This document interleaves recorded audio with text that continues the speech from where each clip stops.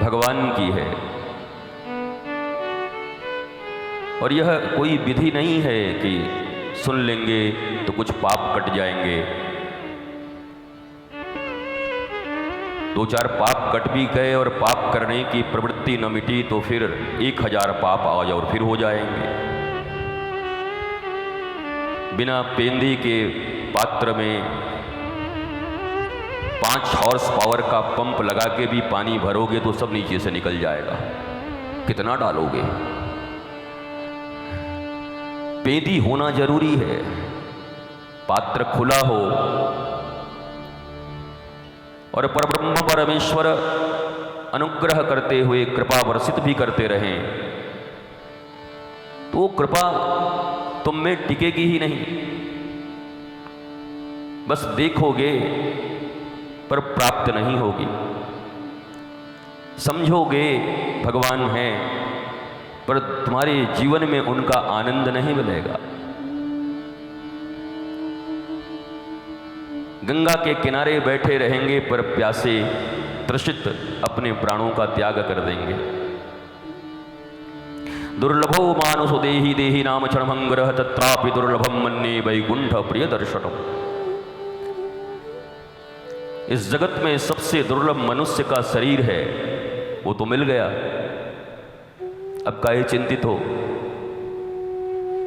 शास्त्र कहता है कि सबसे दुर्लभ मनुष्य का शरीर है, वो तो मिल गया। इस दुर्लभ मनुष्य शरीर को प्राप्त करने के बाद भी अपने जीवन चलन और अबुद्धता के कारण, अज्ञानता और नासमझी के कारण जिस शरीर से ईश्वर प्राप्ति की जा सकती है, जिस शरीर से इस वसुधा का भोग किया जा सकता है, वीर भोग्या वसुंधरा। हमारे गुरुदेव कहा करते कि इस वसुधा का भोग भी कोई वीर ही कर सकता है।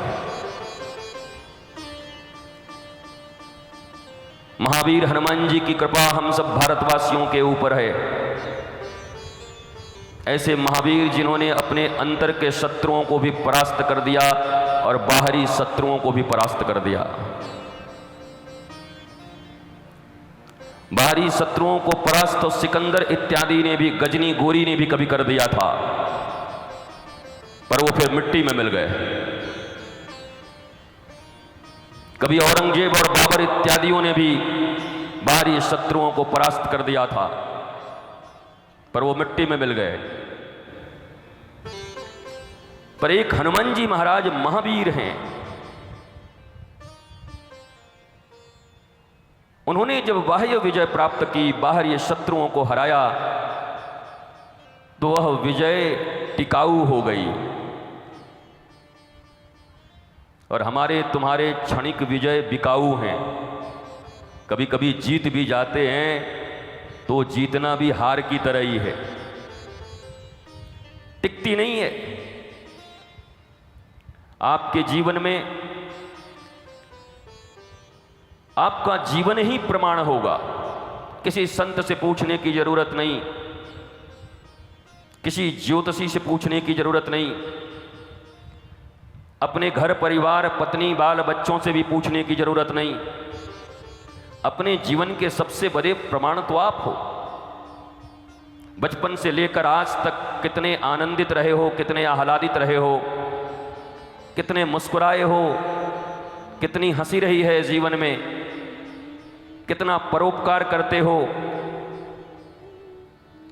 या 2-2 एसी चलने के बाद भी बाहर तो ठंडक आ जाए पर भीतर हृदय में ईर्ष्या और मात्सर्य की आग जल रही हो, अभाव का आग जल रहा हो, तो बाहर की एसी काम नहीं करेगी। ये चमड़े ठंडे कर सकते हैं पर हृदय में लगी आग को ठंडक कौन करेगा। पुत्र मन के योग्य नहीं, पुत्र वधू बहु मन के योग्य नहीं। पति बात नहीं सुनते, पत्नी नहीं सुनती, भाई नहीं सुनते, मुकदमे हारे जा रहे हैं। मकान बनवाना चाहते हैं, किराए से अपने मकान तक में नहीं आ पा रहे। 1 BHK से बंगलों का ख्वाब देखते देखते जिंदगी निकल गई। 4 लोगों के कंधे पर जाकर भस्मीभूत हो गए श्मशान में। तुम्हारे अपने जीवन ही तुम्हारा प्रमाण है, तुम्हें किससे पूछना है? कहां हाथ दिखाने हैं, किससे? कि मेरी हस्तरेखा देख के बता दो कि मेरे जीवन में क्या चल रहा है। क्या चल रहा है ये तो तुम स्वयं जानते हो, क्या चलने वाला है वो तो तब समझ में आएगा जब तुमने कोई निश्चय कर लिया हो।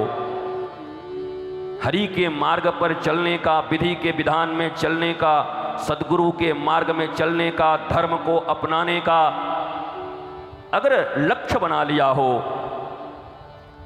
तो निश्चय है धर्म लक्ष्य जिसका हो और धर्म के मार्ग पर जो चलता हो उसको देखने में तो दुख आ सकता है। प्रहलाद की तरह, प्रहलाद को पहाड़ों से फेंकवा दिया जा रहा, हाथियों से कुचलवा दिया जा रहा है, सर्पों से दंशन दिलवाया जा रहा है, उनके भोजन पानी को बंद करके कारागार में डाल दिया जा रहा है। लेकिन प्रहलाद से कोई पूछता है तुम तो बड़े दुखी हो गए, पहाड़ से गिराया गया, कैसा लगा? प्रहलाद कहते हैं ऐसे जैसे मेला में बच्चे जाते हैं और जो स्लीपरी उनके लिए खेल का बनाया रहता है, नीचे गद्दा लगाया रहता है। बोला हमको तो ऐसे ही लगा जैसे नीचे कोई डंडलप बिछा के बैठा हुआ है। 5 वर्ष के बालक प्रहलाद को हाथियों से कुचलवाया जाता है, उसके बाद भी उनके चेहरे पे मुस्कुराहट है। तुम 55 साल के हो गए और एक ठोकर लगते ही बिलबिला जाते हो। भारतीय सनातन संस्कृति, भारतीय धर्म की विधा, हमारी ये परंपरा जो पूरी मानवता को प्रसन्न और आनंदित करने के लिए श्रेयस्कर है, पर हमारा आपका जीवन केवल प्रेय पाने में लगा हुआ है, श्रेय से हमें कोई मतलब नहीं। हम रुचियों के अनुरूप जीते हैं, नीतियों के अनुरूप नहीं जीते हैं।